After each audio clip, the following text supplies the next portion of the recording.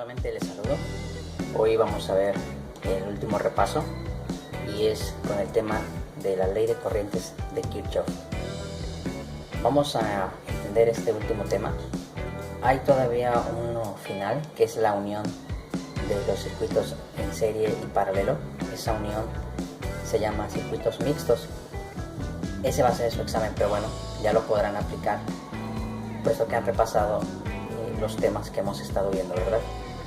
Bueno, con el que respecta ahorita, la ley de corrientes de Kirchhoff dice que la sumatoria de todas las corrientes en un nodo, van a ser igual a 0. Vamos a entenderlo de la siguiente forma. Nosotros tenemos este pequeño circuito o diagrama representativo, pero viene una corriente de entrada I. Vamos a ver esta I como una I total, la que alimenta a todo el circuito. Es la I principal, es la fuente de corriente principal, y como un ducto de agua es la que alimentará a cada rama. Como esta corriente al llegar a este nodo se reparte, bueno, tenemos ahora distintas corrientes. Para este caso tenemos 3, I1, I2 y por último I3. Es de suponerse que si esta alimenta y es la principal, cada una de estas corrientes es inferior a la fuente de corriente que viene alimentando a cada rama del circuito. Por lo tanto, estas, si las sumamos, van a ser igual a la corriente principal, a la corriente total, ¿verdad? Pero el enunciado dice que al sumarlas, pues deben dar 0. Cabe mencionar que cada una de estas, que es alimentada por la corriente total, van obviamente a tomar una parte de la fuente principal, ¿verdad? De la corriente principal. Por lo tanto, bueno, esta al entrar en el nodo le va a dar una parte de su poder a I1, le va a restar o le va a dar una parte de su poder a la rama de I2 y le va a dar una parte de su poder o de su fuerza a I3. Por lo tanto, esta al ramificarse en cada una de ellas, bueno, se va a dar un espantoso 0, ¿no es cierto? Se va a dar 0, ¿verdad? Tenemos que verlo de esta manera para poderlo aplicar. Vamos entonces a comprender otra de las cosas maravillosas de este enunciado de la ley de corriente de Kirchhoff. En un circuito serie sí lo era, la corriente era la misma en toda la ramificación en serie de las resistencias, mientras que en un circuito paralelo esta corriente ya no va a ser la misma de esta ramificación. Si las resistencias son del mismo valor, bueno, estas I sí serán las mismas, pero no en la misma magnitud que la I total, ¿correcto? En un circuito paralelo estas corrientes van a ser diferentes a la I total del circuito. Entonces, ahora lo que vamos a aprender es que el voltaje en un circuito paralelo sí es el mismo aquí, es el mismo aquí y es el mismo aquí. El voltaje ahora en un circuito paralelo sí es de la misma magnitud en todas las ramas, ¿verdad? Tenemos nuestro siguiente ejercicio. El diagrama tiene resistencias en paralelo, tiene una fuente desconocida de voltaje, pero nos están dando la corriente que fluye, que alimenta a nuestro circuito, una corriente de 2 amperes. Bueno, entonces para encontrar primeramente esta incógnita y aprender sobre Kirchhoff, vamos a tener que simplificar. Vamos a sacar la resistencia equivalente para nuestro circuito. Muy bien, vamos a poner rápidamente la fórmula para sacar o calcular la resistencia equivalente en paralelo. Es 1 sobre R1 más 1 sobre R2 más 1 sobre R3, ¿verdad? Bueno, vamos a asignar respectivamente sus valores.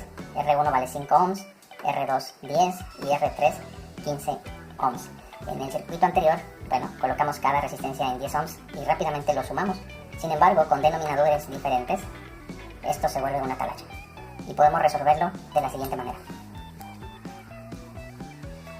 Correcto. Vamos a colocar nuestra suma de fracciones en esta parte tantito vamos a salirnos de la consecutiva para resolverlo, puesto que tenemos que simplificarlo antes de resolverlo, ¿verdad? Entonces, lo que les propongo para poder calcularlo es el mínimo común divisor entre ellos. Vamos a tener que buscar un número, el cual sea divisible entre cada uno de ellos. Y bueno, hay muchos números, ¿verdad? Hay muchos números. Les propongo solamente por una idea. Vamos a practicar el número 150, ¿no? El número 150 es divisible, obviamente, entre 15, puesto que cabe 10 veces. Es divisible entre 10, cabe 15 veces. Y es divisible entre 5, puesto que cabe 30 veces, ¿verdad? Pero este no es el mínimo común divisor, ¿verdad? No es la parte más pequeña. Aunque lo podemos ocupar, aunque lo podríamos colocar aquí, nos va a llevar al final a tener que simplificar todavía más nuestra fracción. Entonces, mientras coloquemos aquí la expresión más pequeña divisible entre ellos, pues vamos a dar algunos pasos de simplificación. Entonces, vamos a pensar qué número es el mínimo común divisor. 30, ¿verdad? 30 es el mínimo común divisor. No puede ser 20, puesto que ya no cabe 15, no puede ser 25. Ayuda a 5, pero no ayuda a 10 ni a 15, entonces 30 es el mínimo. 30 es divisible entre los tres denominadores que tenemos, y así es que vamos a resolverlo de la siguiente forma. ¿Cuántas veces cabe el 5 en 30? Bueno, pues cabe 6 veces. 6, ahora por el numerador que tiene nuestra fracción, 6 por 1 nos da 6. ¿Cuántas veces cabe el 10 en el 30? Cabe 3 veces. 3 por 1 nos da ahora el siguiente resultado. ¿Cuántas veces cabe el 15 en el 30? Cabe 2 veces. 2 por 1. Y ahora tenemos que resolver las siguientes operaciones. 6 más 3, 9, más 2, 11. Y tenemos 11 treintavos, ¿verdad? Eso es el resultado de esta suma de fracciones. Vamos a colocarlo entonces aquí. Un 1 sobre 11 treintavos. Esta parte es la más delicada, puesto que podemos cometer algunos errores.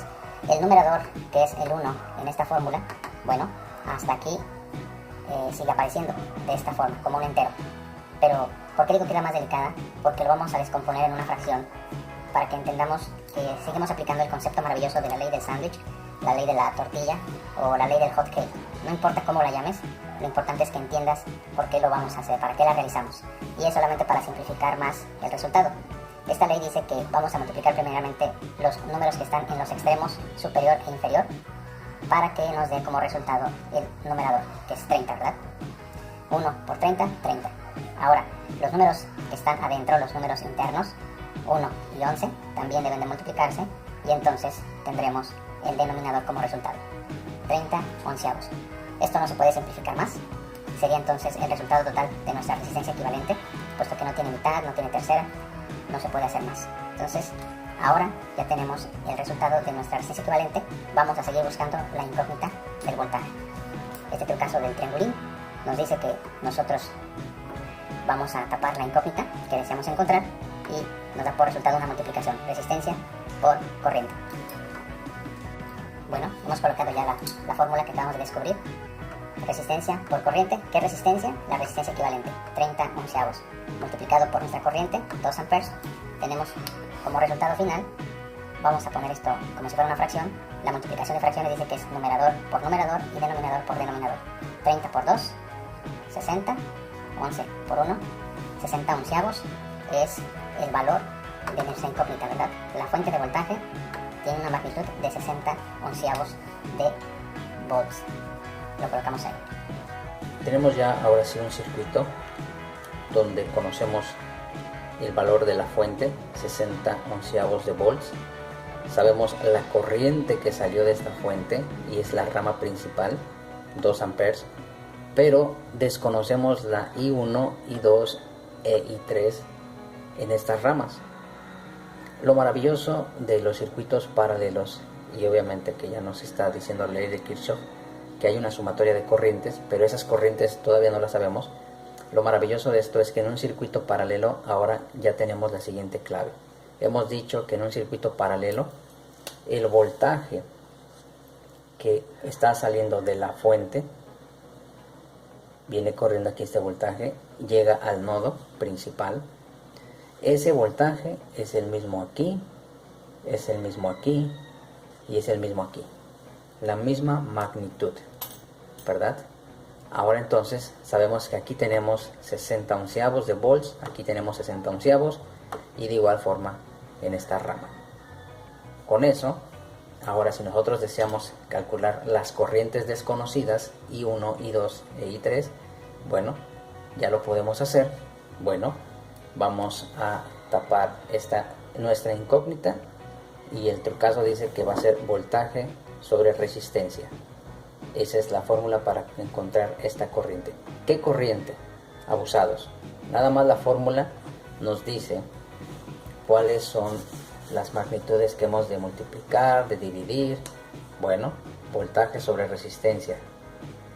Pero aquí nuevamente ustedes tienen que tener cuidado.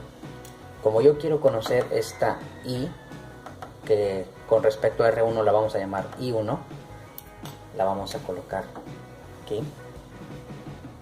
Entonces, hemos dicho que este voltaje, bueno, no lo desconocemos, porque ya estamos diciendo que en un circuito paralelo el voltaje es el mismo, entonces es V la conocemos, pero entonces si es I1 la que deseo calcular, entonces va a ser R1, ¿verdad?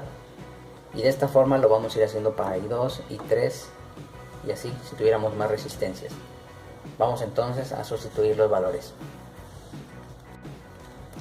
Ya hemos colocado sus respectivos valores. Voltaje 60 sobre 11, resistencia 5 ohms, pero lo estoy representando en fracción para que podamos aplicar nuestra famosísima ley. Si nosotros sustituimos ya los valores y aplicamos la famosísima ley de la tortilla, bueno, tenemos extremos por extremos 60, medios por medios 55. Este es el valor de nuestra corriente solamente en esta ramita, en R1, 60, 55 avos.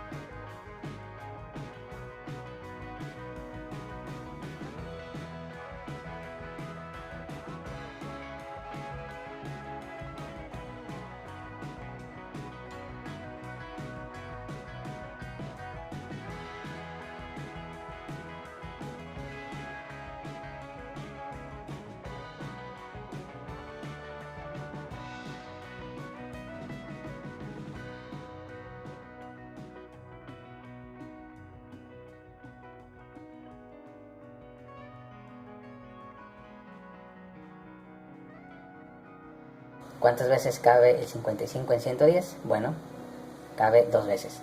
Este 2, o la suma total de las corrientes, que son 2 amperes, entonces es igual a la corriente que las está alimentando, ¿verdad? Esos 2 amperes. Bueno, Kirchhoff decía entonces que si nosotros sumamos todas esas corrientes en ese nodo, nos iban a dar 0, ¿verdad?